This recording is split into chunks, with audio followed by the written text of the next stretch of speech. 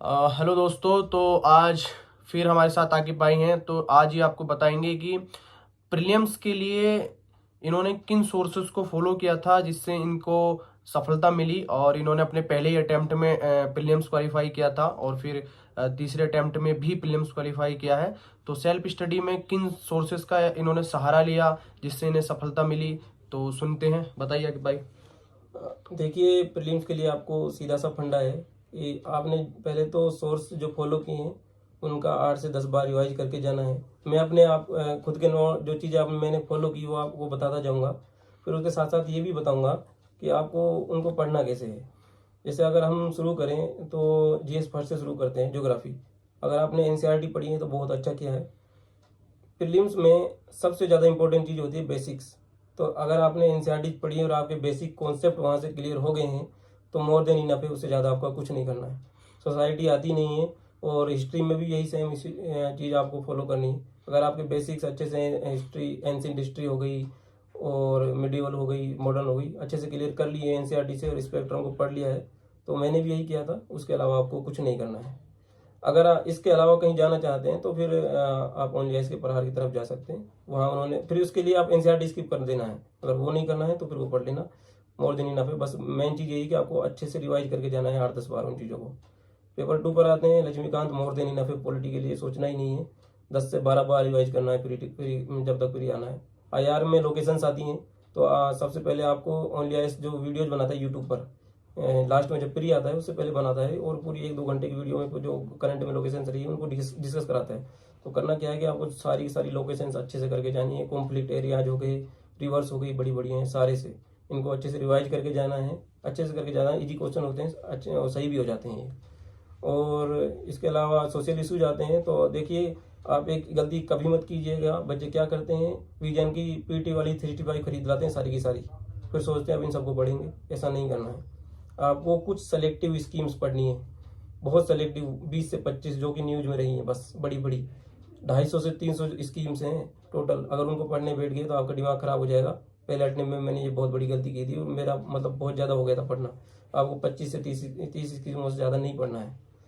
अब आते हैं अपन पेपर 3 पर, इकोनॉमिक्स। देखिए, इकोनॉमिक्स में आपको सबसे जो इम्पोर्टेंट चीज़ है वो है आपके बेसिक्स, जीडीपी, जीएनपी, या फिर और भी जो टॉपिक्स हैं बेसिक में जो चलते हैं फाइनेंशियल सेक्टर में वगैरह में। बच्चों को दिक्कत क्या आती है कि उनके बेसिक क्लियर नहीं होते हैं।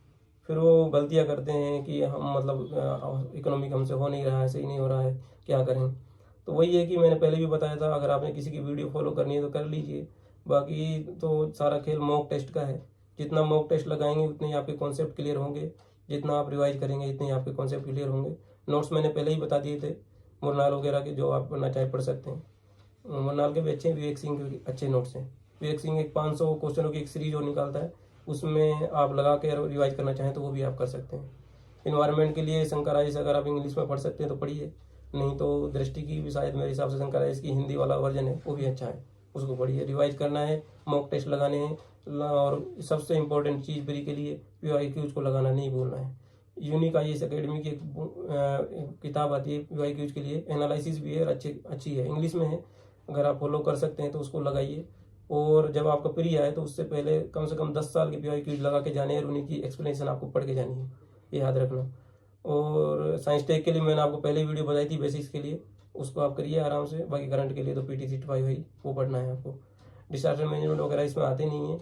इंटरनल सिक्योरिटी इसमें आएगी नहीं, एथिक्स इसमें आएगा नहीं।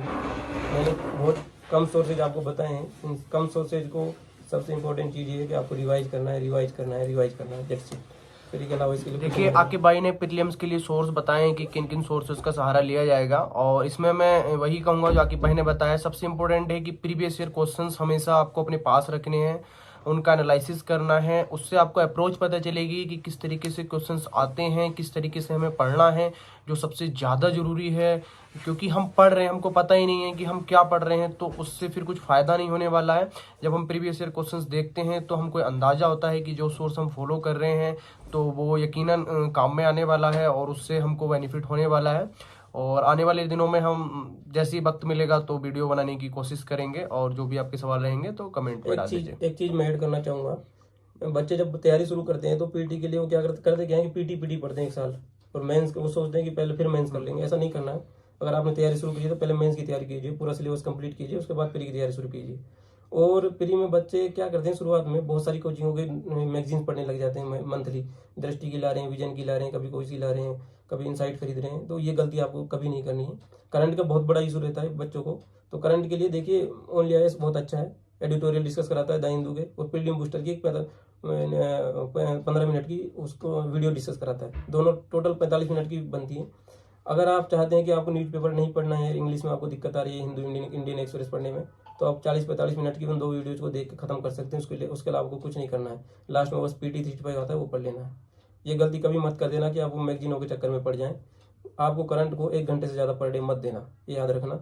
बाकी आपके कॉन्सेप्ट क्लियर हुई। करंट अफेयर्स के लिए हम एक अलग से वीडियो बना लेंगे प्रॉपर, जिसमें हम पूरा डिस्कस करेंगे किस किस तरीके से करना है और क्या क्या नहीं करना है। तो ठीक है, धन्यवाद। Thank you.